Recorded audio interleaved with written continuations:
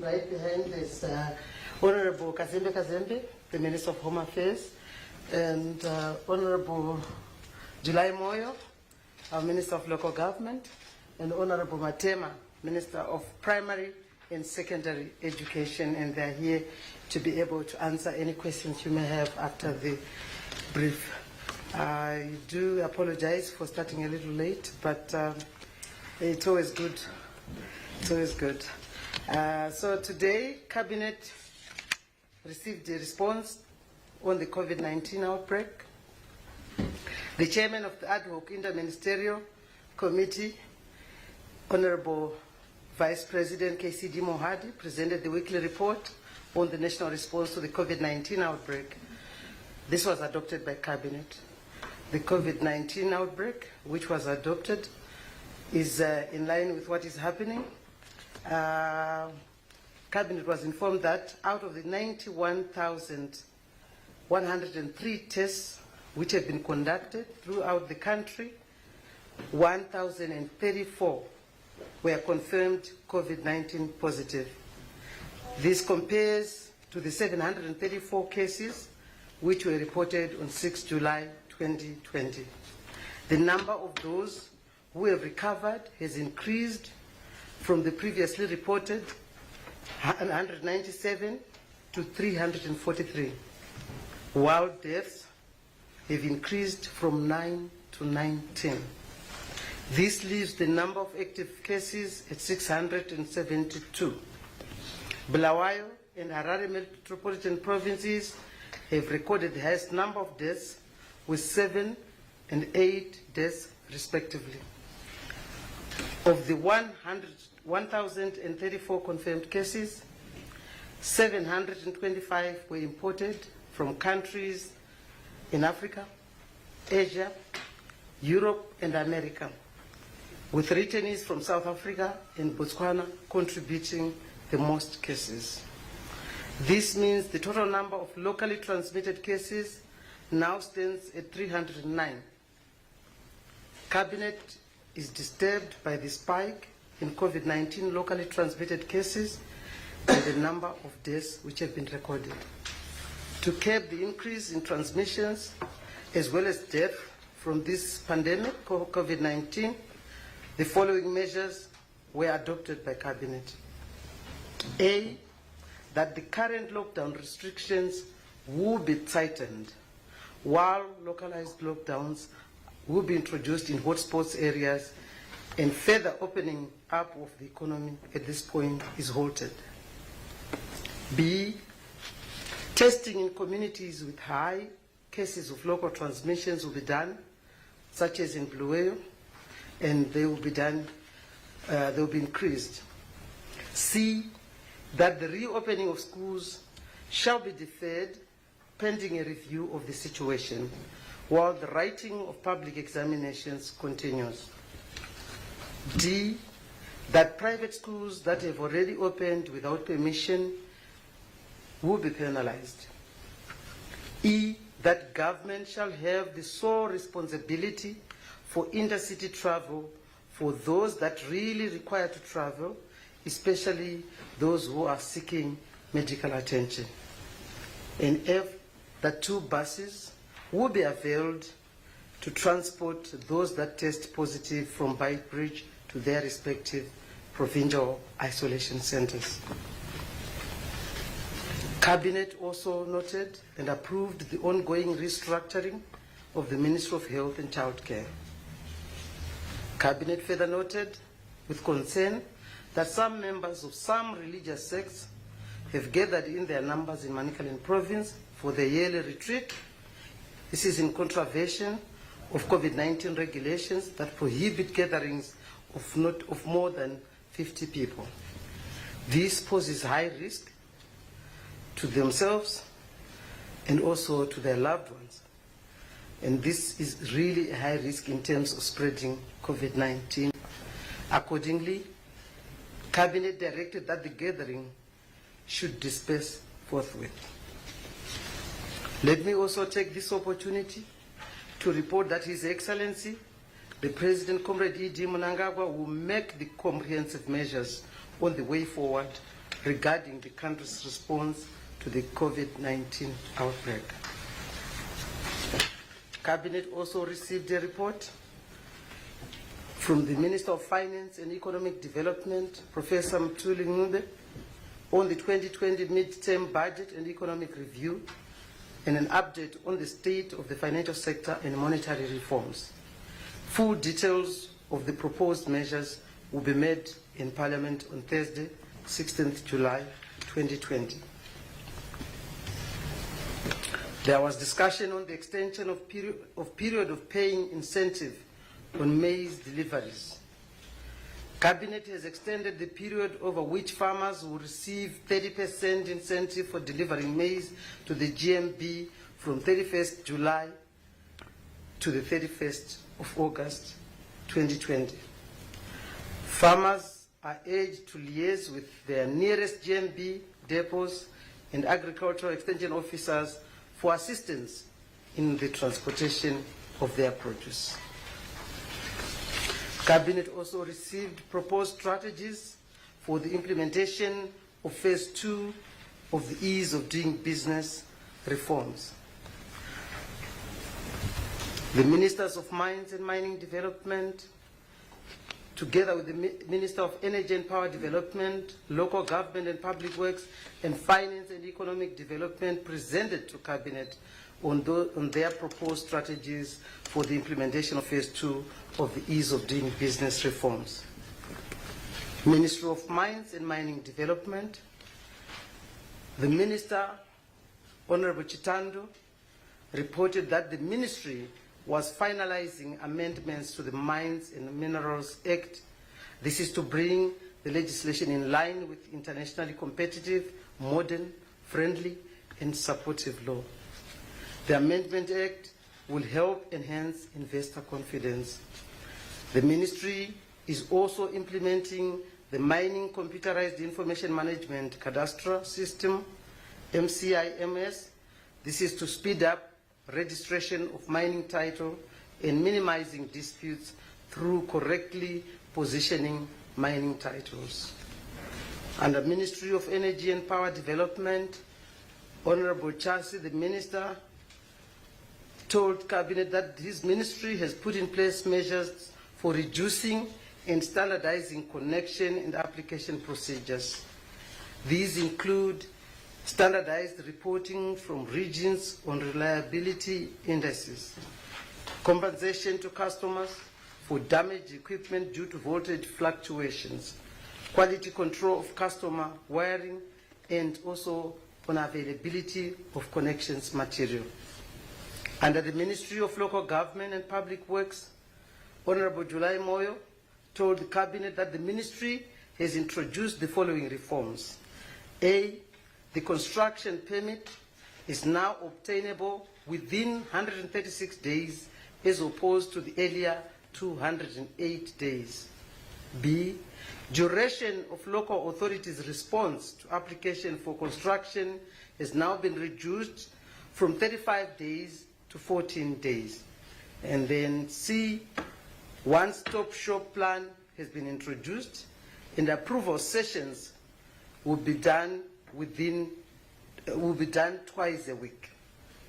And D, the number of inspections of stages during construction, they have been reduced from 7 to 4, thereby reducing the overall time and cost of construction.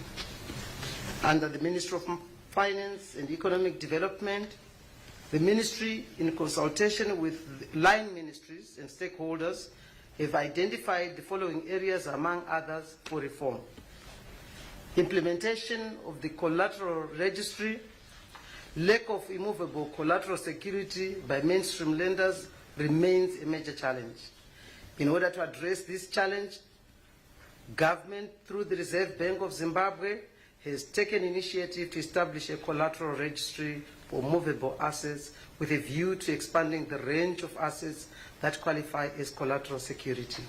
The movable assets to be used as collateral will include, but not limited to, agricultural and industrial equipment, inventory and raw materials, vehicles, household items, and agricultural products like livestock, poultry, crops, among many others. The underpaying taxes.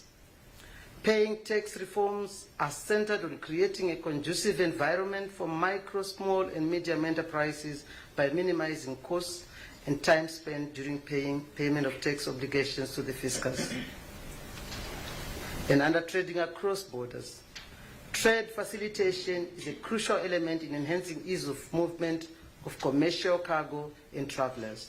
The reforms involve automation, which will enhance efficiency of tax administration, and plans are at an advanced stage on the implementation of an electronic single window system whereby payment of fees, charges, levies for services, these will be offered by agencies, will be done through the electronic platforms. Under creating a conducive environment for SMEs. SMEs have the potential of becoming an anchor to growth and development of the country's economy through their contribution to employment, poverty alleviation, economic empowerment, and participation of previously disadvantaged groups such as women and youth. The key strategy would be the creation of a conducive environment for the sector through a simplified tax regime. I thank you for listening. Thank you very much, Honorable Chair.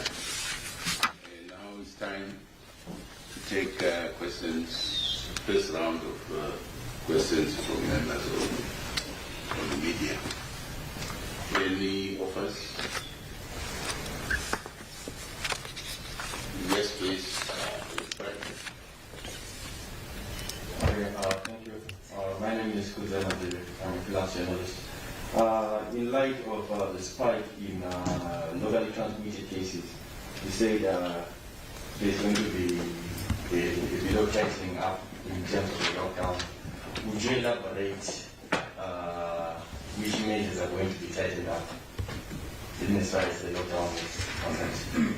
Thank you. Okay. Any other volunteer?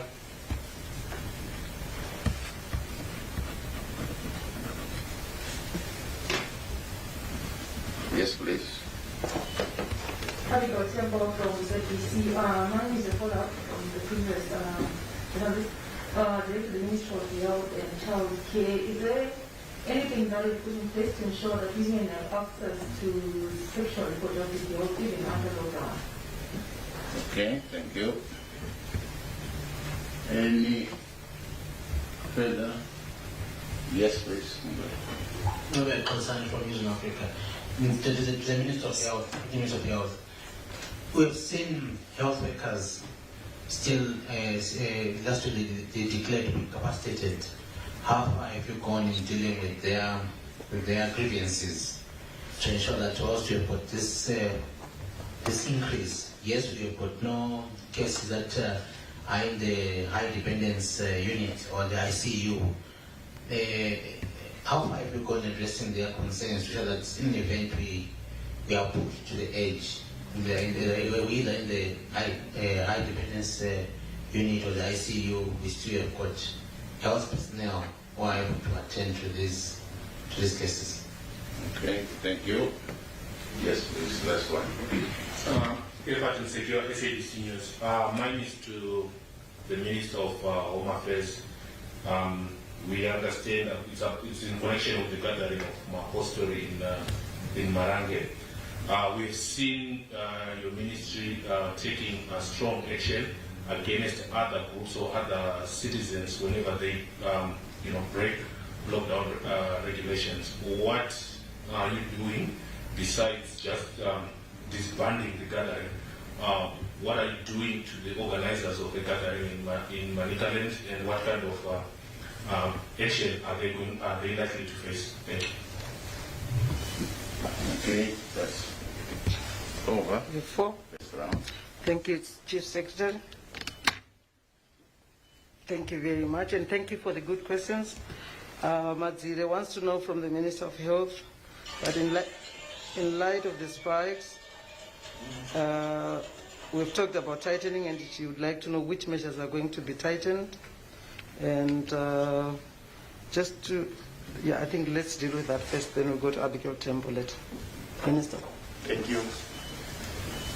Thank you very much about this. We know that from the end of May 2020, when you look at the trend of the data, it shows you that it's transiting from an almost flat linear to an exponential curve, which basically means we are now in the steep part of the pandemic, and very dangerous. You can see by the number of deaths that we have and the number of cases which have gone over 1,000 now. So when we say lockdown restrictions will be tightened, there are already lockdown restrictions that are there. So it's a matter of making sure that our vigilance is increased. All sorts of efforts are going to be heightened in terms of effort. But also, on the other hand, the lockdowns could be of the form of closing off hotspot areas. This is new. Instead, sometimes of having a complete shutdown of everywhere, including where there are no hotspots. We will be going towards specifics of locking down hotspot areas.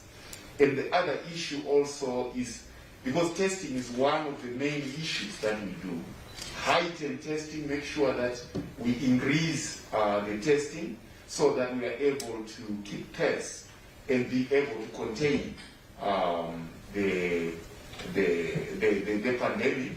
The other issue also, which we now are having problems about, is the intercity travel.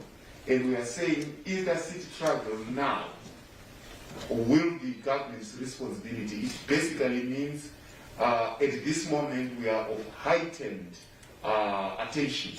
It means we have to take things more seriously now. If we're taking them seriously, then more seriously. If we're taking them more seriously, then extensively seriously. I thank you. Thank you very much, Minister. I guess, Mazire, you are happy. Now we go to Abigail Tembo, and she was talking about issues which are very close to women's heart, issue of sexual reproductive health care. Thank you very much, Abigail.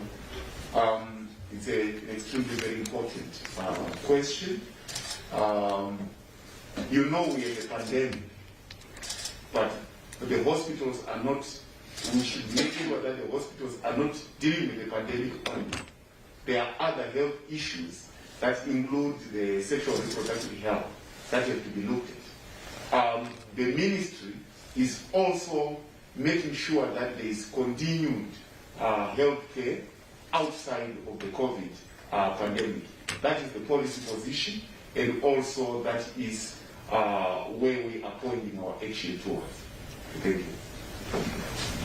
Minister, Professor Amorbira, they like you today.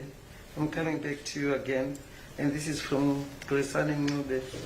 He says he's seen health workers downing tools, and he would like to know how far have you gone with sorting their grievances and also their concerns. Gresani, thank you very much. You talked about ICU and HDU. Yes. Do we have health workers there?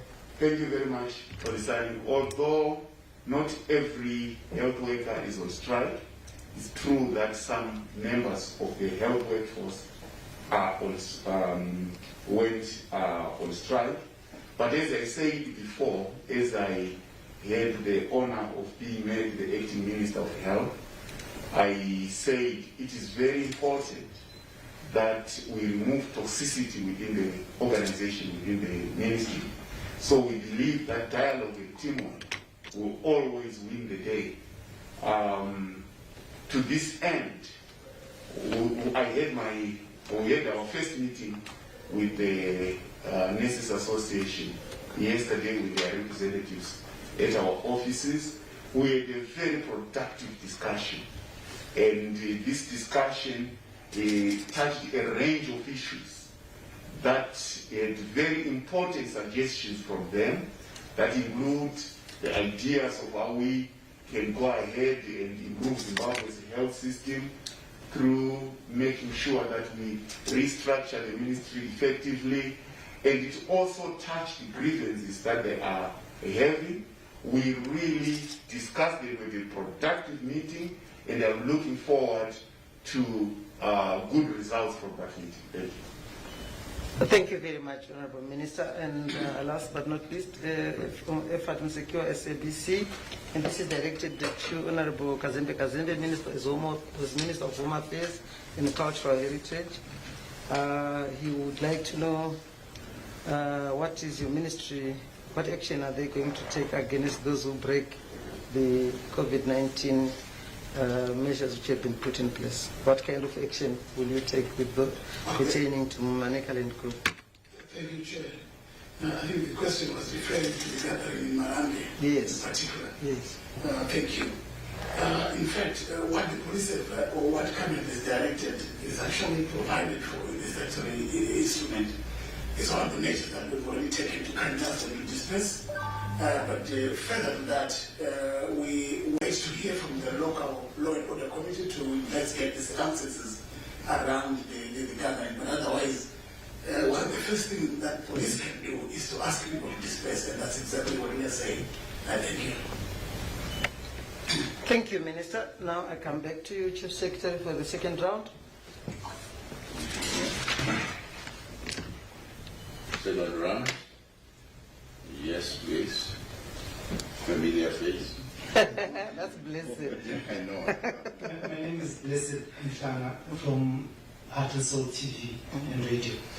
I want to find out from the Minister of Education, primary education, that the opening of schools having been deferred further, there have been calls that parents or people should pay their school fees, even though they are not doing full-time school and they're not going to school. What is the effect of that? Because schools are crying out that they need to meet fixed costs like water bills and the other things.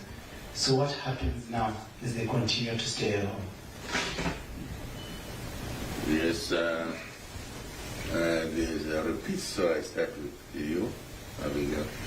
Article Temple from ZBC. Mine is a follow-up from the left side on the schools reopening. You mentioned that exam classes are continuing. Is this only for June, or we're also talking about November, as we are all students really need to prepare for the exams? So what's going to happen to the November exams?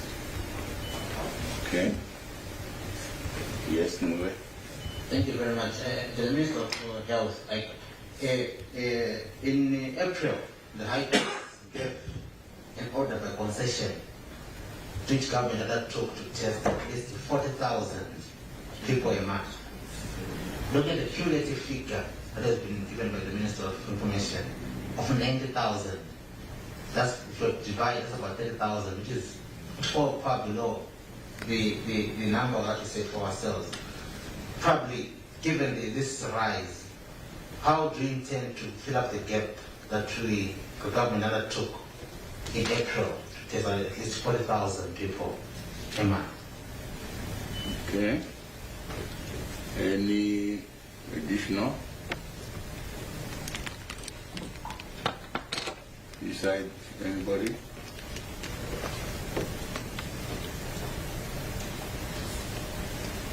So we take it to the end that They're happy. you are satisfied. Yeah, that's So what over to you. Okay, thank you very much. Chair. Thank you very much, Chief Secretary, and once again, thank you for the questions. The first question is from Blessed Mhlanga, Heart and Soul, and that's directed to Honorable Matema, Minister of Primary and Secondary Education. He's saying with opening of schools having been deferred further, what will now happen since schools had asked parents to pay? Minister. Thank you, Commissioner. Thanks, Blessed. As we all know, schools don't exist in an island or operate in an island. They exist amongst communities, and they are also led by schools development committees. So there is that responsibility for each school development committee, the board, to sit down with parents and guardians, say to how schools should be run. And indeed, yes, the schools should be run. There are costs during school holidays when schools are closed. That's an issue that we schools development committees should discuss with parents. And the schools development committees, by the way, are led by people who are elected by parents and guardians. So the responsibility of education in Zimbabwe doesn't belong to government, it belongs to the communities and the parents and guardians and the STCs. Thank you. Well, thank you very much, Minister. Minister Matema. And the second question is from Abigail Tembo from ZBC. It's again directed to you, Minister. Since we have reported that exam classes are continuing for June, this is for June, and she wanted to know how about November exams, Minister? Thank you, Honourable Chair. The exams we are referring to as June exams. These exams are still on now. They've been on for the past 3 weeks. So those will continue until they're finished. And these are the exams that we're talking about. Like the Minister, the Chair said, any further developments with regard to what happens at schools, the country will be informed by the Ministry and by the government. But the exams we're talking about are the June exams. Thank you. Thank you very much, Minister. And last but not least, of course, is to you, Minister, Acting Minister of Health and Childcare. The numbers which have been tested up to now are 91,103. And so Lodisan is asking, in April, government undertook to test 40,000 people a month. And this number is falling far below that number. What would you say to that? Thank you very much, Concern. The numbers don't lie. There is what we call the intention, and there is the reality. There is what we call a model, and there is also what we call the data itself. It's clear that the data is showing us that we're almost 40,000 for the 2 months, which is May and June. But we have to increase our effort to make sure that the number of tests, on average, as we go forward, will become 40,000. In the meantime, the average is below 40,000. But as you know, averages move. By the time we reach, if we just do 80,000 this month, it means we would have achieved an over 40,000 average, because we're talking about averages. But this is not to try and defend anything. You can see that our numbers are below, so it means we pull up our socks and we'll do that. Thank you. Well, we've come to the end of this press conference, and thank you. I want to thank my colleague ministers, and back to you, Chief Secretary. Thank you very much, Chair, the Honourable Ministers, thank you, members of the media. We'll meet next week. Thank you.